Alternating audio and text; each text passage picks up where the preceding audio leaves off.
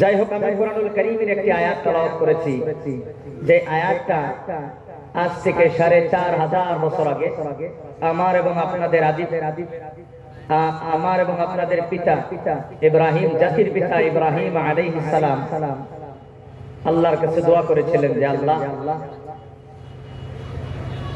ইব্রাহিম আলাইহিস সালামের দুইজন ছেলে ইসহাক আলাইহিস সালাম এবং ইসমাঈল আলাইহিস সালাম। ইসহাক আলাইহিস সালামের লিঙ্কে ইসহাক আলাইহিস সালামের মানে বংশে অগণিত নবীগণ আল্লাহ তাআলা পাঠিয়েছেন, কিন্তু ইসমাঈল আলাইহিস সালামের বংশে আল্লাহ তাআলা আমাদের নবী ব্যতীত আর কাউকে পাঠান নাই। ইব্রাহিম আলাইহিস সালামের দোয়া করেছিলেন যে আল্লাহ, আমার ছেলে ইসমাঈলের বংশে এমন একজন নবী তুমি পৃথিবীতে পাঠাও, যেই নবী ৪টি কাজ করে গোটা দুনিয়ার মানুষকে চিরস্থায়ী জীবনের সুখ শান্তি আর ভোগ বিলাস নিশ্চিত করার জন্য উনি আজীবন কষ্ট করে দুনিয়া থেকে বিদায় হবে, এমন একজন নবী আমার ইসমাঈল আলাইহিস সালামের বংশে আল্লাহ তুমি দান করো। আল্লাহ সেই দোয়া কবুল করেছিলেন। আপনার 4500 years ago Allah accepted the convocation of Ibrahim alayhis salam. Ibrahim আলাইহিস সালামের দোয়া কবুল করে আল্লাহ আমাদেরকে সম্মানিত করেছেন বিশ্বের সর্বশ্রেষ্ঠ নবীর উম্মত বানিয়ে। বলেন সুবহানাল্লাহ।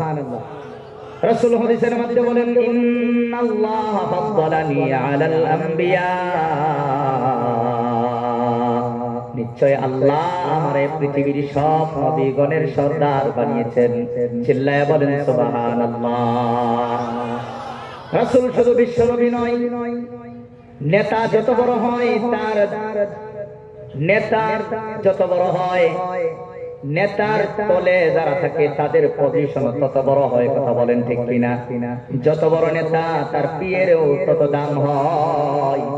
আমাদের রাসূল পৃথিবীর সর্বশ্রেষ্ঠ নবী, আর আমরা হলাম পৃথিবীর সর্বশ্রেষ্ঠ উম্মত। বলেন সুবহানাল্লাহ। সাধারণ কোন টাইটেল নয়, সাধারণ কোন সম্মান নয়, অসাধারণ সম্মান, অসাধারণ সম্মান রাসূল দিয়ে আমাদেরকে বলেছেন, ওয়া ফাদ্দালা উম্মতি আলা সাইরিল উমাম, আর আমার উম্মতরে আল্লাহ পৃথিবীর সব উম্মত থেকে শ্রেষ্ঠ বানিয়েছেন। চিল্লায়া বলেন সুবহানাল্লাহ। রাসূল সর্বশ্রেষ্ঠ নবী হওয়ার ফজিলত কি এবং আমরা সর্বশ্রেষ্ঠ উম্মত হওয়ার ফজিলত কি? রাসূলের ফজিলত হলো সর্বশ্রেষ্ঠ উম্মত হওয়ার কারণে মরার পরে যে শ্রেষ্ঠ জীবন জান্নাতে জীবন, এই জান্নাতে আমাদের নবীর আগে পৃথিবীর আর কোনো একজন নবীও জান্নাতে ঢুকতে পারবে না। বলেন সুবহানাল্লাহ। আর আমরা বিশ্ব নবীর শ্রেষ্ঠ উম্মত হওয়ার কারণে আমাদের ফায়দা হবে, আল্লাহ এই উম্মতের মানুষদেরকে জান্নাতে না ঢুকায়া পৃথিবীর আর কোন উম্মতকে জান্নাতে ঢোকার সুযোগ আল্লাহ দিবেন না। বলেন সুবহানাল্লাহ। তাহলে আমরা কি সাধারণ উম্মত না অসাধারণ উম্মত? অসাধারণ উম্মত আল্লাহ আমাদেরকে বানিয়েছেন। যেই নবী বিশ্বনবী হলেন, কি কারণে বিশ্বনবী হলেন? এই কারণে বিশ্বনবী হলেন। বিশ্বনবী শুধু নামে উনি বিশ্বনবী হন নাই, ওনার কর্মজীবনে উনি কর্মিক ছিলেন। কর্মর কারণে উনি বিশ্বের সর্বশ্রেষ্ঠ নবী হয়েছেন। বলেন সুবহানাল্লাহ। এই গোটা নবীজির জীবনে যদি আমরা স্টাডি করি, 3টা ভাগে আমরা স্টাডি করতে পারবো।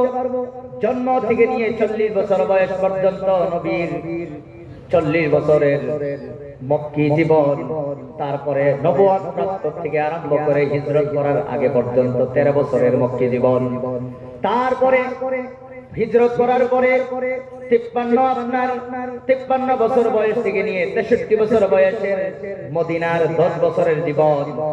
এই মানে 63 বছরের জীবনটার 3টা ভাগে যদি আমরা স্টাডি করি, যদি আমরা পড়ি, তাহলে দেখা যায় রাসূলের প্রথম 40 বছরের জীবন রাসূলের জন্য, নবীর জন্য নবুয়তের দলিল, উম্মতের জন্য শরীয়তের দলিল নয়।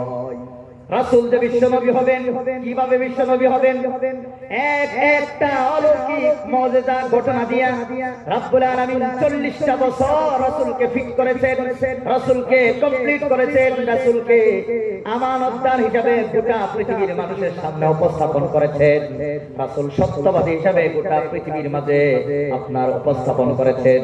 কারণ নেতার চরিত্র যদি নষ্ট থাকে তাহলে সেই নেতা কোনোদিন নেতা হইতে পারে না। নেতার কথা যদি মিথ্যা হয় তাহলে সেই নেতা কোনোদিন নেতা হতে পারে না। নেতার অন্তরে যদি কোনো হিংসা কিনা থাকে সে কোনোদিন নেতা হতে পারে না।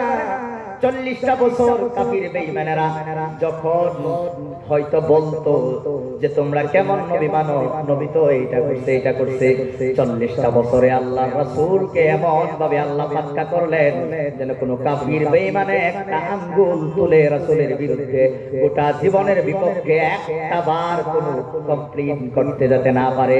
40টা বছরে রাসূলকে আল্লাহ সেই ক্ষমতা, যোগ্যতা, এবিলিটি আল্লাহ দান করে আমাদেরকে নেতা বানিয়েছেন। বলেন সুবহানাল্লাহ। 13 বছরের জিন্দেগিতে রাসূল অসহনীয় ধৈর্য ধারণ করেছেন, সহ্য করেছেন। এককভাবে উনি 13টা বছর উনি কষ্ট করেছেন।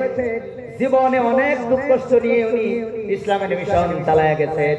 13টা বছর উনি একটা দিন, এক মুহূর্ত পর্যন্ত আরাম করতে পারেন নাই। তারপরও এই রাসূল একদিন কোন মুসলমান তো দূরের কথা, নন মুসলমানকেও কোনোদিন গালি দেন নাই। সেই বিশ্বনবী 13 বছরের জিন্দেগির জীবন উনি কুরবানি দিয়েছিলেন। কুরবানি দিয়া গোটা পৃথিবী থেকে অন্ধকার দূর করে আলোর জন্য রাসূলকে আল্লাহ তাআলা পাঠিয়েছিলেন। 13 বছরের মদিনার জিন্দেগিতে রাসূল সর্বপ্রথম পৃথিবীর সর্বপ্রথম সংবিধান, লিখিত সংবিধান, পৃথিবীর সর্বপ্রথম সংবিধান মদিনা সনদ বানিয়ে 10 বছর পৃথিবীর সর্বশ্রেষ্ঠ রাজত্ব রাসূল এই দুনিয়া থেকে পালন করে দুনিয়া থেকে চলে গিয়েছিলেন। রাসূলের রাজত্বকালে একজন মুসলমান তো দূরের কথা, একজন ইহুদি, একজন নন মুসলিম, একজন মূর্তি পূজারী কোনদিন কোনো কষ্টের সম্মুখীন হইয়া তারা দুনিয়া থেকে যায় নাই। 13 বছরে 10 বছরের রাসূল গোটা পৃথিবীর মানচিত্র পাল্টিয়ে দিয়েছিলেন। গোটা পৃথিবী থেকে মারামারি, কাটাকাটি, হানাহানি, হিংসা সব দূর করে ওনার পবিত্র আত্মার মতো সমস্ত সাহাবাদের আত্মা আলোকিত করে রাসূল দুনিয়া থেকে চলে গিয়ে হাজার হাজার লক্ষ লক্ষ সাহাবাদের একদল আল্লাহ দুনিয়াতে রাখিয়ে গিয়েছিলেন। তারা গোটা পৃথিবীকে উজালা করে তারা চলে গেছেন। কথা বলেন ঠিক কিনা? সেই বিশ্বনবী দুনিয়ার মধ্যে এসেছিলেন 4টি কাজ নিয়ে। এই 4টি কাজ যদি নবী যাওয়ার পরে যদি টিকে থাকে তাহলে ইসলাম টিকে থাকবে। এই 4টি কাজ যদি বন্ধ হয়ে যায় এক মুহূর্ত ইসলাম পৃথিবীতে থাকবে না। বলেন, পানির থেকে 100 কেজি ওজনের একটা মাছ এই ফিল্ডের মধ্যে আনিয়ে থুয়ে দিলে কয় বছর বাঁচবো? বলেন, 1 বছর, 6 মাস, 2 মাস, 5 দিন? বলেন না কেন?